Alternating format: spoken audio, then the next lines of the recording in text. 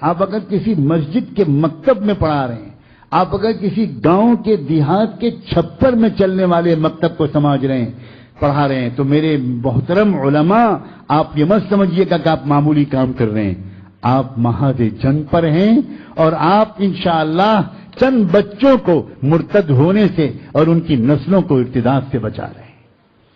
معمولی کام نہیں ہے۔ افسوس، ہمارے بہت سے حفاظ قرآن، ہمارے بہت سے علماء،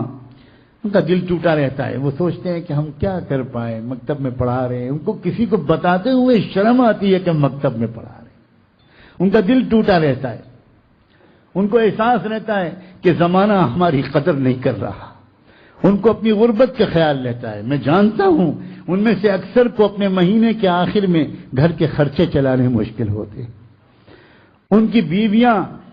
جب کہیں خاندان میں شادیاں ہوتی ہیں اور شوہر کہتا ہے کہ تم تیاری نہیں کر رہی وہاں جانے کے لیے،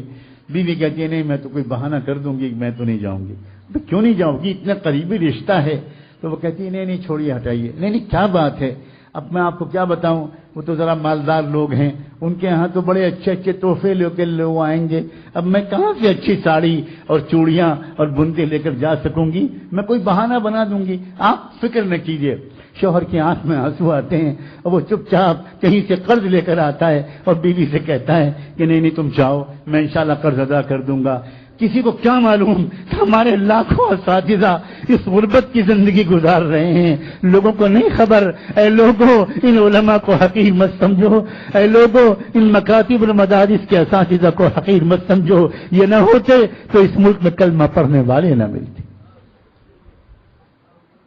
اور اے اساتذہ حقیر مت سمجھنا، تم اللہ کے رسول کے سپاہی ہو،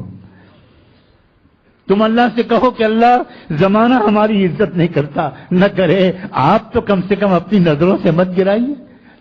اگر کہیں آپ کی نظروں سے ہم گر گئے گناہوں کی وجہ سے تو اللہ پھر ہم وہاں مارے گئے، نہ زمانے نے عزت کی نہ آپ نے عزت سے دیکھا، پھر ہم مصیبت میں ہیں۔ لیکن اللہ اگر یہ بات صحیح ہے کہ ہم محمد الرسول اللہ کے سپاہی ہیں تو ہم کو اس غربت پر ناز ہے،